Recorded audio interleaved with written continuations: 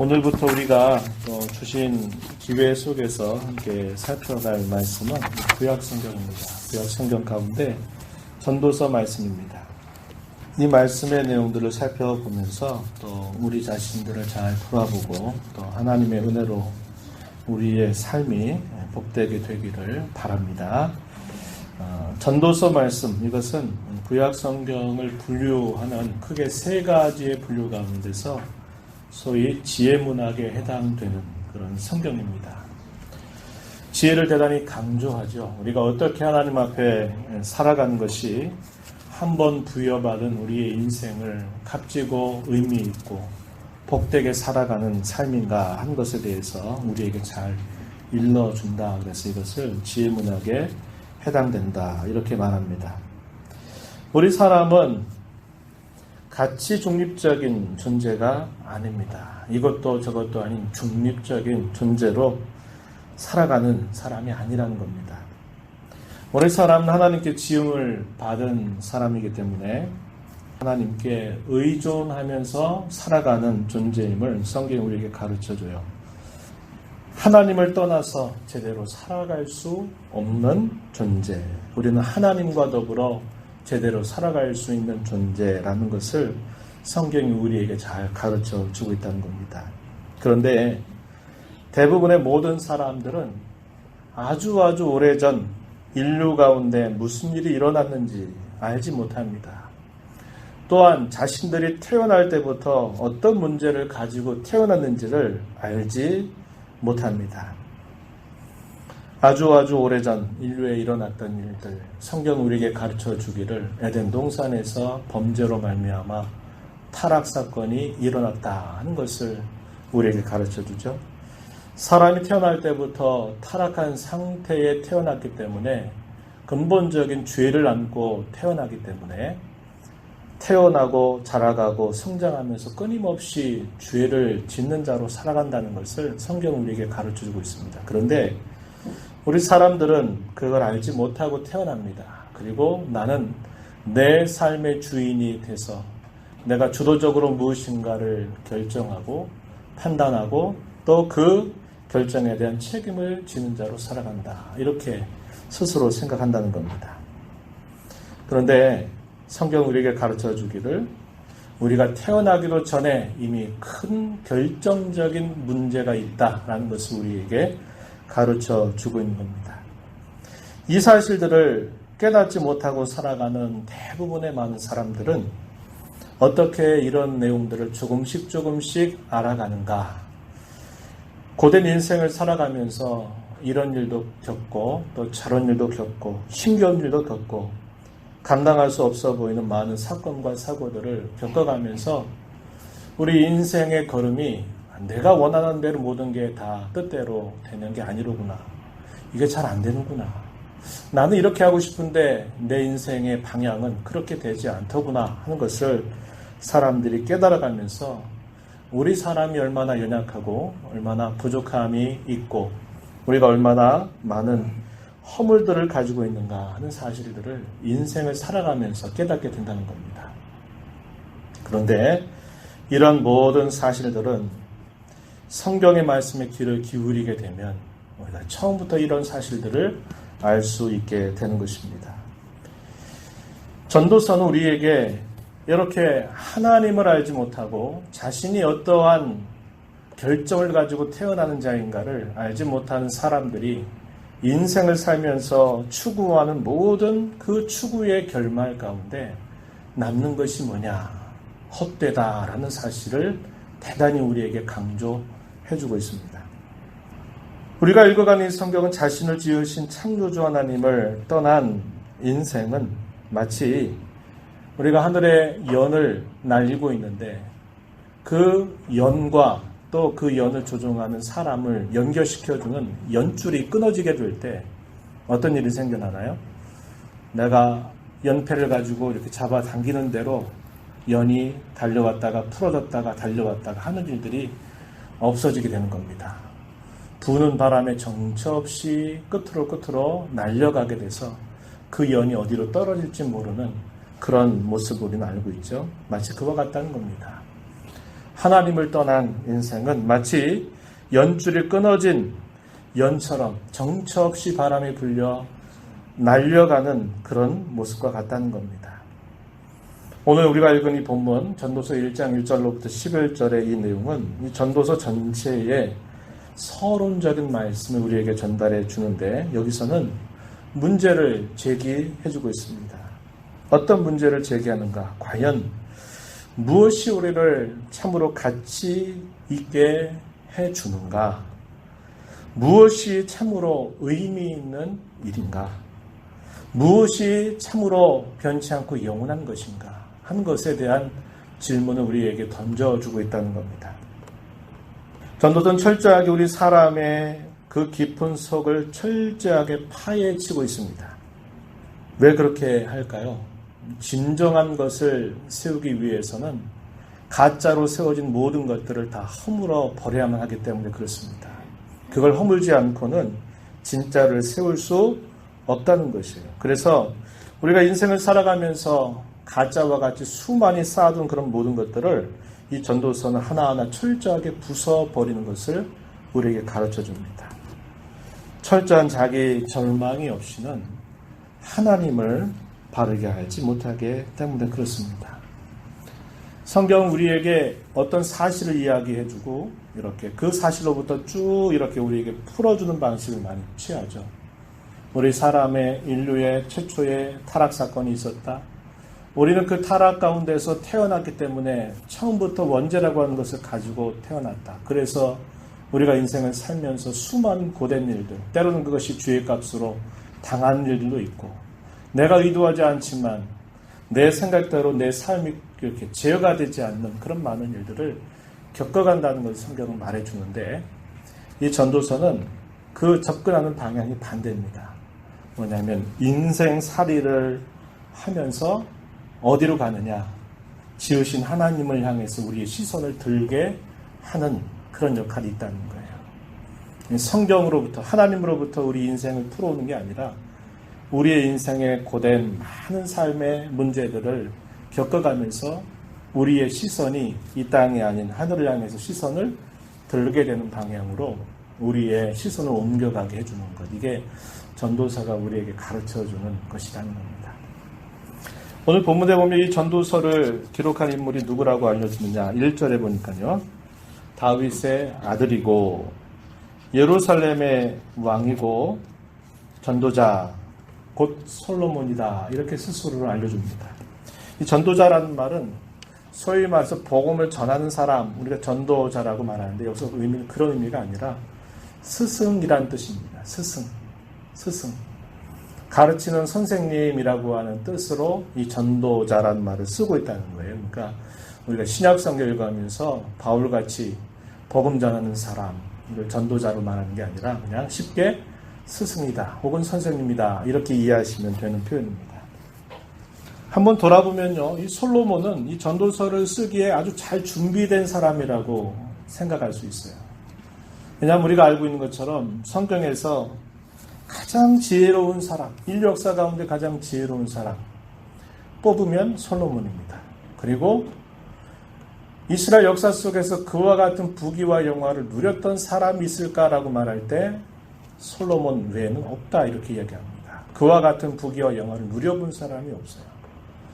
그가 가지고 있는 지혜로 동물에 대하여 식물에 대하여 인생에 사는 많은 지혜들에 대하여 논한 그런 잠언의 내용들이 대단히 많습니다. 그리고 그가 누렸던 부귀와 영화라는 것은 다른 사람이 그와 같이 누리지 못했다는 거죠. 그리고 그는 수많은 여인들과 더불어서 향락과 쾌락을 즐겨보기도 했던 인물이었습니다. 그러니까 그의 인생 속에서 어떻게 보면 누릴 수 있는 가장 멋지고 가장 좋은 것들, 사람이 한평생 통해서 추구하고자 하는 가장 높은 가치라고 생각하는 것들을 그는 다 한 사람이 겪어봤죠.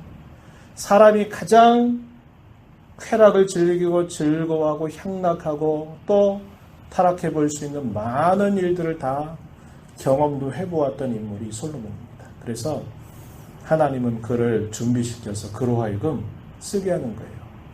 인생의 이런 다양한 맛을 보지 못한 사람에게 어떤 걸 쓰게 하시는 게 아니라 그런 모든 맛을 볼 수 있고 경험했던 인물을 하나님께서 세워서 쓰게 하셨다는 겁니다.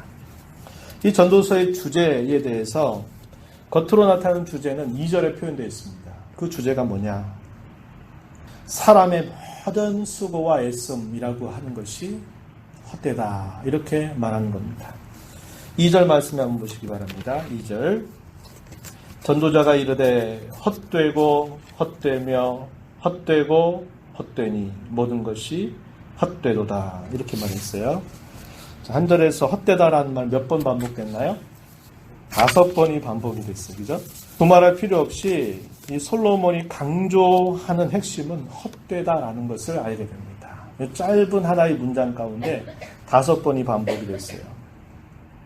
이 헛되다라고 하는 말은 원래 썼던 이 히브리 말은 헤벨이란 말을 사용하는데 이 말의 의미가 어떤 의미가 있냐면 헛되다라는 말을 갖기도 하고요. 또 다른 말로는 기운이라든지 기운 혹은 증기, 바람, 안개 이것을 뜻하는 말이기도 하다는 겁니다. 그래서 안개가 이렇게 자욱하게 드리워져 있다가도 햇볕이 나거나 조금 기후 조건이 바뀌면 그 안개가 쉬 사라져 버리죠.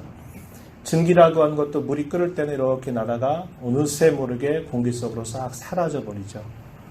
그런 말을 사용했습니다. 헤벨, 헛되다.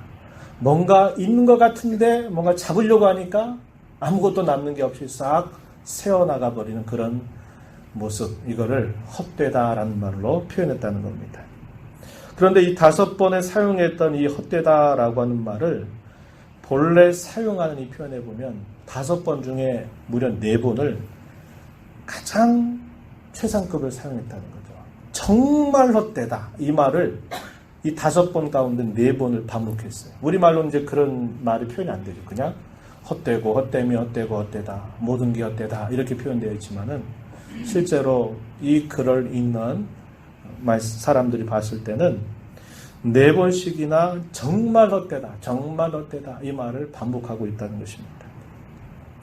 실질적인 가치라든지 뭔가 의미 있고 뭔가 중요하다라고 싶은 것이 없다는 겁니다. 아까 얘기했듯이 뭔가 잡았다 싶으면 싹 사라져버린 것과 같은 그런 말을 사용했다고 하는 겁니다. 그러면서 이제 솔로몬은 어떤 이야기를 하느냐. 우리가 보는 이 창조세계 안에서 나타나는 많은 일들을 봤을 때 그 안에서 수고하는 사람의 모든 노력이 참 헛되다. 이렇게 이야기를 하고 있습니다. 이 내용이 3절로부터 우리가 읽은 11절까지 쭉 소개가 돼요. 그는 말합니다. 사람의 모든 수고의 끝에는 궁극적으로 유익한 게 없더라 하는 사실을 이야기합니다. 한번 3절 한번 보세요. 3절. 해 아래에서 수고하는 모든 수고가 사람에게 무엇이 유익한가? 이렇게 묻죠. 반어법입니다. 유익하지 않다는 거예요. 유익이 되지 않는다는 겁니다. 일시적으로는 뭔가 우리에게 무엇인가를 주는 것 같은데 지나고 나서 보면 남는 게 없다는 거죠. 그걸 말하는 것입니다. 사람의 모든 수고의 끝, 그 결말에는 끝까지 남아있는 유익이라고 하는 것이 없다. 이 사실을 강조하고 있습니다. 이 말의 의미는 사람이 그렇게 애를 쓰고 또 애를 쓰고 노력해서 무엇인가 나타나는 결과가 사람에게 진정한 만족이 되지 못한다 하는 것을 일깨워주는 말입니다. 해 아래 새 것이 없다. 해 아래라고 하는 말도 이 전도서에서 굉장히 많이 반복된 하나의 문구인데요. 이 말의 의미는 무슨 말이냐면 여기 낮은 땅 위에서 라는 말로 이해하셔도 되는 표현입니다. 이 낮은 땅 위에서 사람이 수고하는 모든 것들의 그 결말은 결코 우리 사람에게 진정한 만족을 주지 못한다. 이렇게 가르쳐 주고 있는 것입니다. 그래서 우리가 이러한 표현 속에서 우리가 생각하게 되는 하나의 내용은 뭐냐면 아하, 타락한 이 세상을 표현하고 있는 말이로구나.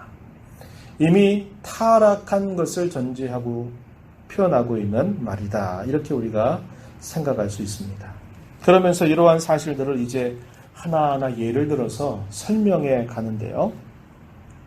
모든 이 창조의 세계를 우리가 바라보면 끊임없이 무엇인가를 향해서 움직이고 있는데, 이게 움직이긴 하는데 그 똑같은 일이 계속 반복되고 있지 그것의 어떤 결말이 없다는 거예요. 그런 예를 들고 있는 것이 5절로부터 8절에 가서 보게 되면요, 이렇게 표현했어요. 5절 한번 봐보시기 바랍니다. 바람을 예로 들었죠. 바람은 남으로 불다가 북으로 돌아간다. 이 돌며 저리 돌아 바람은 그 불던 곳으로 돌아간다. 바람이 부는 거 뭐 하는 거죠? 계속 무엇인가를 활동하고 움직이는 거예요. 뭔가 수고로운 일들을 계속 하고 있는 것 같은데 나중에 보니까 어디요? 다시 원점이에요. 원점. 불어서 가더니 결국 다시 불던 곳으로 돌아갔다. 이렇게 표현했어요. 7절에 보세요. 또 뭘 비유를 드냐면 강물을 표현했어요. 강물. 7절에 보면 강물은 다 바다로 흐르되 바다를 채우지 못하며 강물은 어느 곳으로 흐르든지 그리로 연하여 흐른다. 이렇게 말합니다. 강물이 흘러서 바다를 향해서 가는데 그 바다가 채워주고 뭔가 끝이 나야 되는데 채워지는 것 같은데 채워지지가 않고 또다시 계속적으로 바다가 또 물이 흐르고 또 하면서 계속적인 이런 순환을 반복하고 있고 어떤 결과가 없다는 것을 말해주고 있는 것이죠. 5절에서도 해를 예를 들었어요. 해는 뜨고 해는 지되 그 떴던 곳으로 다시 돌아간다. 그래서 해와 바람, 강물과 바다 이런 예를 들면서 무엇인가를 향해서 끊임없이 활동을 하고 움직이고 하는데 결국 돌아보면 원점이라는 거예요. 원점.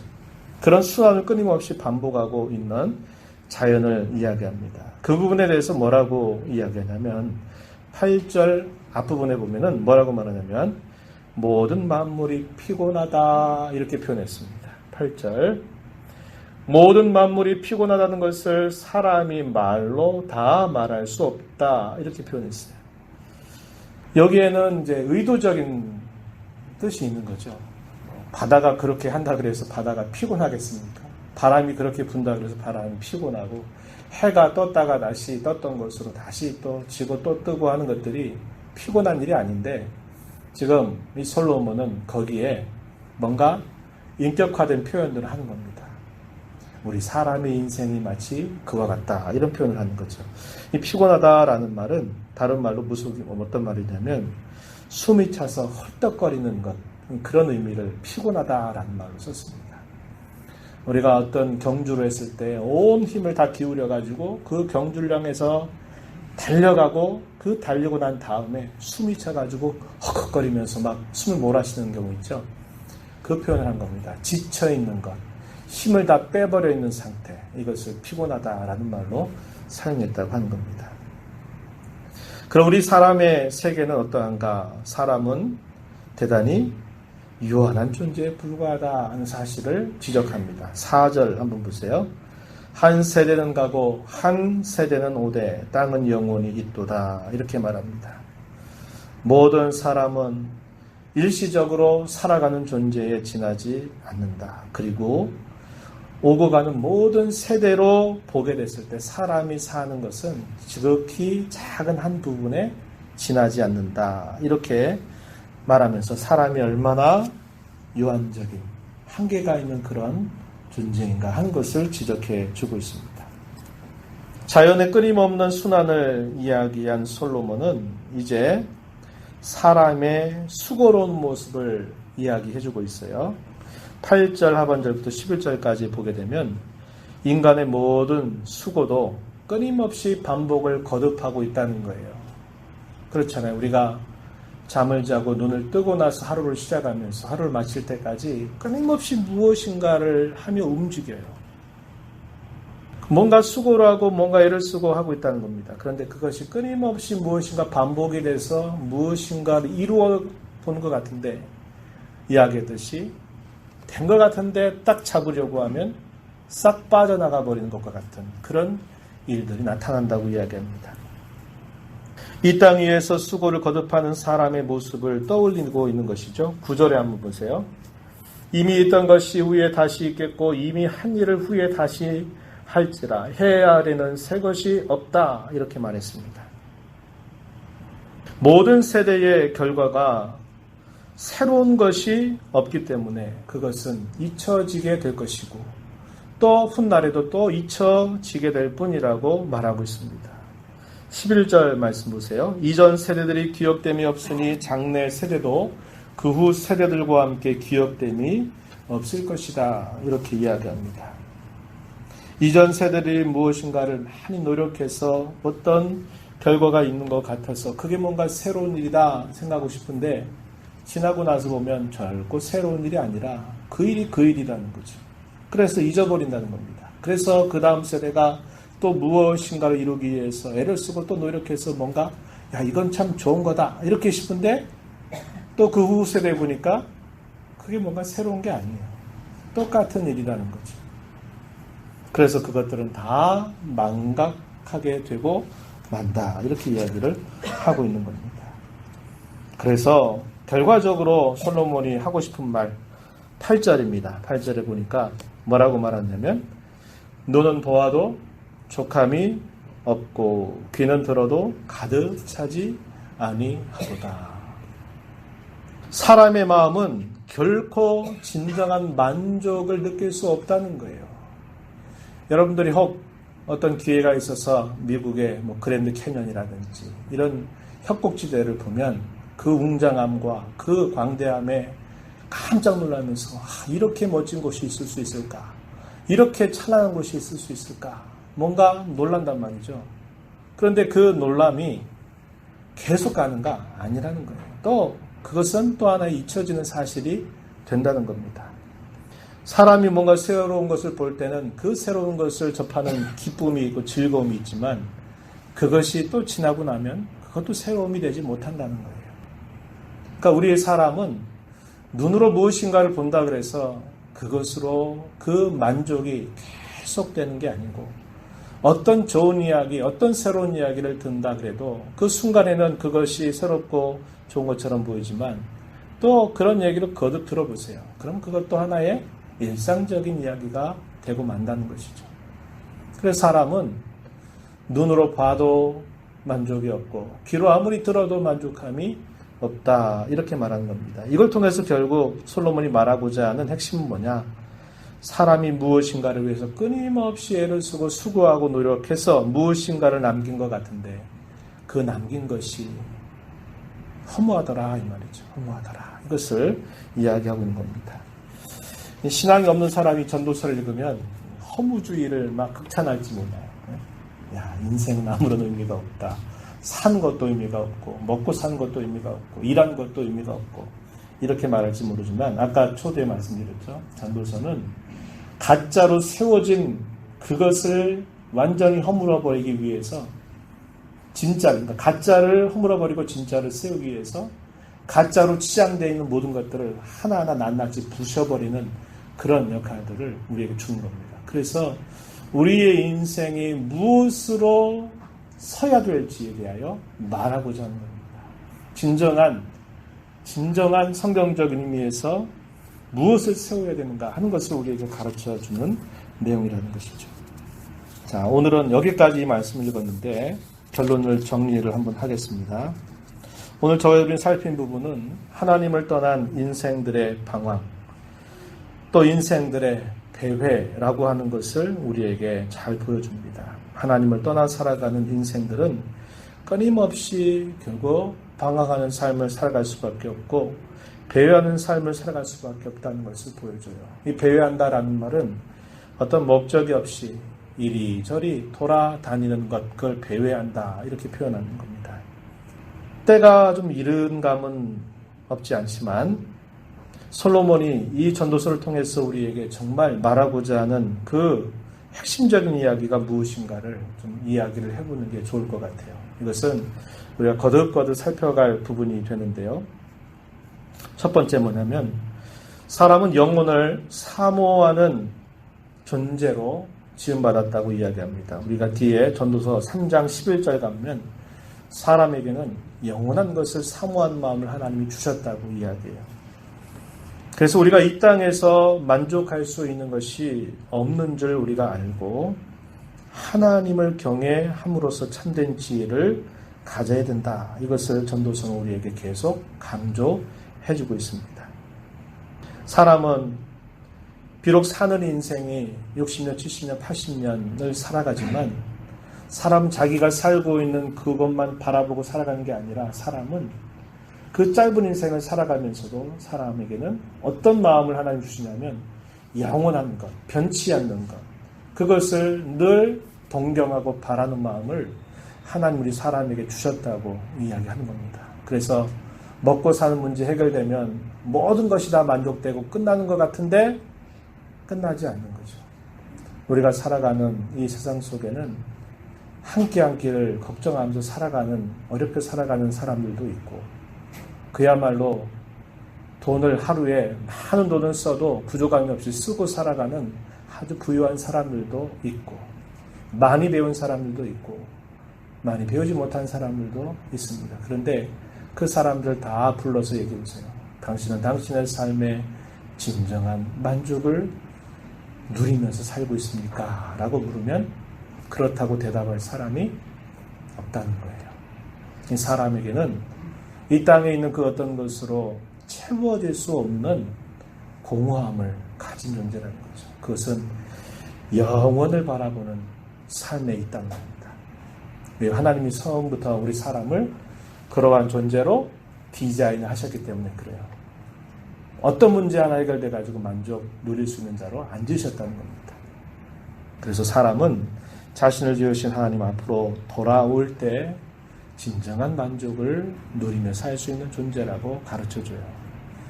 우리가 잘 아는 어거스틴이라고 하는 사람은 그의 고백록에서 그런 말을 하죠. 내가 하나님의 품에 안기기 전에는 내가 진정한 평안과 안식을 얻을 수 없었다. 누릴 수 없었다. 사람에게는 이러한 진정한 하나님으로만 채워져야만 되는 그런 공허한 자리가 있다고 그렇게 고백한 바가 있어요. 저와 여러분의 삶은 매일매일 수고했는데 아무것도 의미 없는 삶의 반복이 아닙니다. 우리는 그리스도 안에서 거듭난 사람들입니다. 그래서 우리는 날마다를 새로운 기회의 시작임을 알고 주와 더불어 함께 동행하고 그분을 기쁘시게 해드리는 그런 삶을 살아가는데 우리의 진정한 삶의 기쁨이 있다는 것을 우리는 기억해야 한다는 겁니다.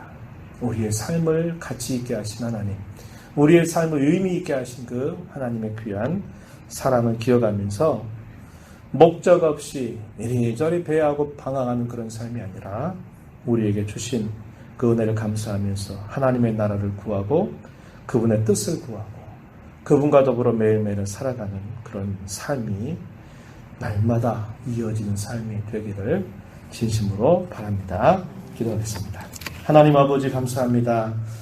오늘도 저희들을 불러 모아 교회를 이루게 하시고 또 찬양하며 말씀의 귀를 기울이며 또 기도함으로 우리를 지으신 하나님 앞에 예배하는 귀한 자리로 인도해 주신 것 감사합니다. 솔로몬이라고 하는 사람을 불러 가장 지혜롭게 하시고 가장 부귀와 영화를 누려보게도 하시고 사람이 무엇인가 얻을 수 있는 쾌락과 즐거움을 다 구해보는 삶을 살아보기도 했던 이 솔로몬을 준비시키신 하나님, 그를 통해서 우리의 참된 인생의 가치가 무엇인가를 우리에게 밝혀주시는 말씀을 우리가 함께 읽습니다. 전도서의 말씀을 하나하나 살펴가면서 이 땅에 가짜로 세워져 있는 그 모든 허망한 것들을 다 부셔버리고 우리의 삶의 진정한 가치가 무엇인가를 다시 한번 확인해서 한 번 살아가는 우리의 짧은 인생을 하나님 앞에 가장 값지고 귀하게 살아가는 저희들이 되도록 인도하여 주시옵소서. 예수님 이름으로 기도하옵나이다. 아멘.